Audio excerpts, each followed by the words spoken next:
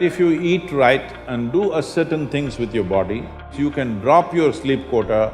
I'm getting lazy and I'm sleeping, averaging somewhere around 4.5 hours now.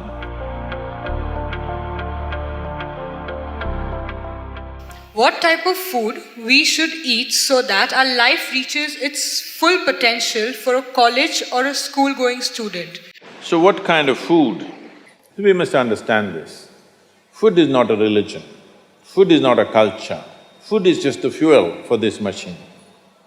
Yes?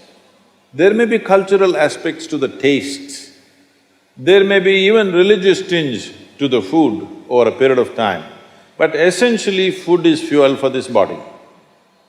So with what kind of food will it function with minimum struggle within itself and maximum impact? So suppose you buy a petrol car and pump diesel into it, it may still roll around but not at its optimum. Similarly, various foods you can eat and still somehow it functions. But those communities which have eaten with care, you can clearly see a distinct difference in the way they function, the levels of intelligence and whatever. So in India, we prescribed food for different people in different way. If you're doing menial jobs, you eat one way because you need physical muscle. If you're doing other kinds of trading and other kinds of activities, you eat another way. If you're a fighting class, you eat differently. And now if you're into education, spiritual process and subtler aspects of life, then you eat differently. If you're in education, one of the greatest challenges is to stay focused on something. The goddamn textbook, I'm sorry. The wonderful textbook that is written for an average intelligence. It's a common prescription. It's not written for the brilliant student. It is written in a way that it's a common prescription, everybody gets it. But that textbook, how much effort it is taking for a whole lot of people? How they have to read it 10 times to get it?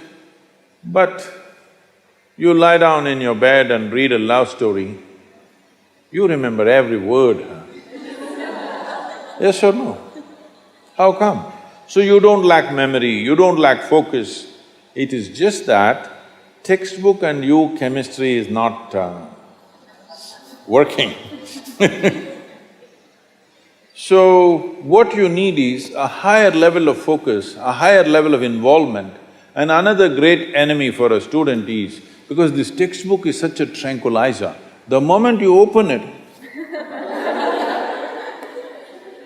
go to cinema till 2 a.m. you're up, open the textbook at 9 o'clock, right there, you smash into it. So sleep is another big enemy. So what kind of food do you eat so there is no inertia in the body?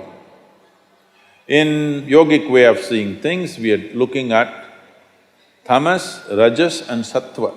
Tamas means inertia, rajas means activity but no balance, sattva means absolutely balanced kind of energy. When you're in education, you need a very balanced kind of energy because you have to focus on something which doesn't naturally interest you.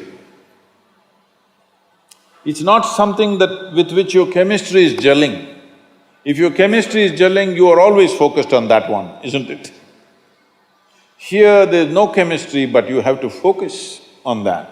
For this you need a balance and a steady mind. For this you need to eat in a certain way. To put it very simply, food goes through your body through the alimentary canal. From your mouth to your anal outlet, there is a pipe. Through this it runs, going through various stages of digestive process. Many of you are biology people, right? So, it goes through the alimentary canal. Now it begins with the lip. Here, if you look at this, all the herbivores and carnivores. If you look at the animal kingdom, there are herbivores and carnivores are two main segments of animals in the world. One eats vegetable matter, another eats meat. If you look at the alimentary canal, the way it is built, between herbivores and carnivores, there's a distinct difference. Everything in the human being suggests that you are naturally a herbivore, but for the sake of survival, we became carnivores. If you look at the jaw movement, all the carnivorous animals have only cutting action. Herbivores have cutting and grinding action. There are molars, but carnivores don't have widespread molars, they have just incisors, canines, and everything looks like cutting teeth. So they do only this. All the herbivores do grinding. What do you have? Both. So you are supposed to chew your food. Why you are supposed to chew your food is you have enzymes in your saliva where if you take a little bit of raw rice and put it in your mouth just for a minute, you will see it turn sweet right here, because right here carbohydrate is being converted into sugar, right here. So if you eat properly, then we say about 30 to 50% of your digestion should happen in your mouth. So this part of the digestive system is expecting half digested food or partially digested food. But right now the way we're eating is mostly we're putting not only undigested food, but partially destroyed food. So the amount of food that you need to get the same amount of energy has increased. You're eating much more food than what you should eat to generate that much of energy. Because of that, there is inertia in the body, because it has to process so much more food than what it should, there is inertia. Once there is inertia, your sleep quota increases. How many hours do you sleep on? Hello?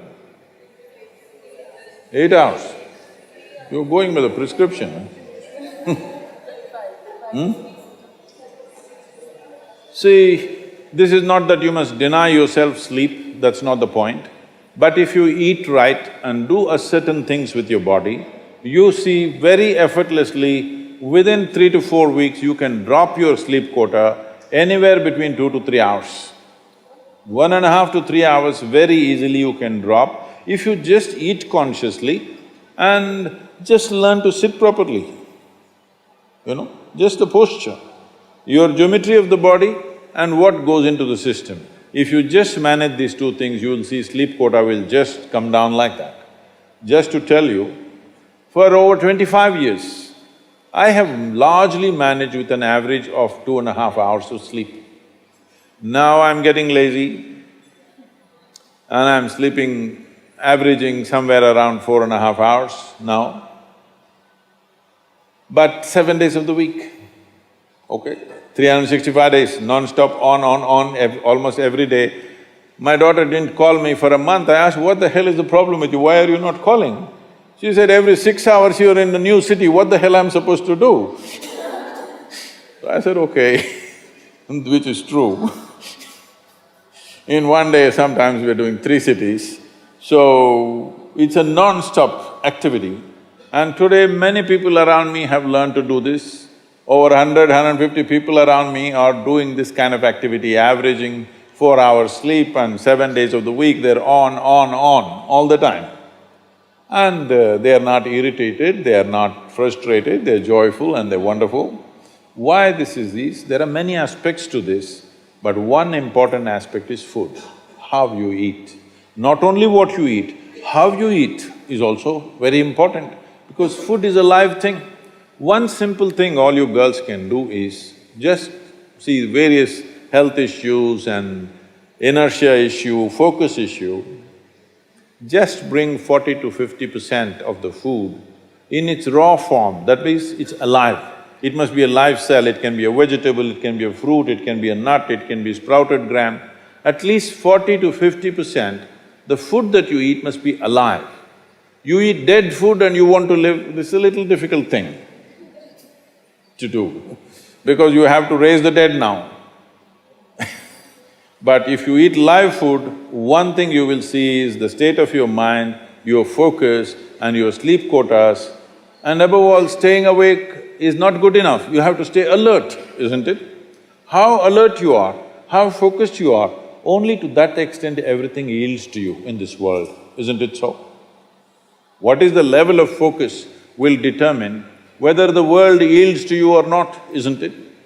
And one more aspect of life, one more aspect of food is, when you consume something, it must be of a simple genetic code, in the sense, it must be a very simple software.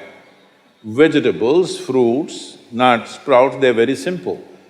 More complicated means animal food becomes more and more complicated. Suppose you eat an animal which has some amount of emotion and a life of its own. Now the code in that… we were talking about this, your body is just an accumulation of memory, which means a certain software, isn't it? This is the most complex software. Human software is the most complex software on the planet of all the creatures. So if you eat an animal, particularly a mammal, if you eat, it has a similar kind of complexity, maybe not as complex as this, similar level of complexity because it has thought and emotion of its own. Now for you to break that code and integrate it into your system, you are not fully successful. So it will leave traces of certain qualities within you. You cannot break that code and make it a part of yours because it's a different and complex code. If you eat a leaf, a vegetable, a fruit, a nut or a sprout, this is much simpler. If you must eat non-vegetarian food, you must eat that which is furthest away from you. So generally, fish and water life is furthest away from you. So if you must eat non-vegetarian food, the best thing to eat is, you're on the coast. Fish is the best thing to eat that way.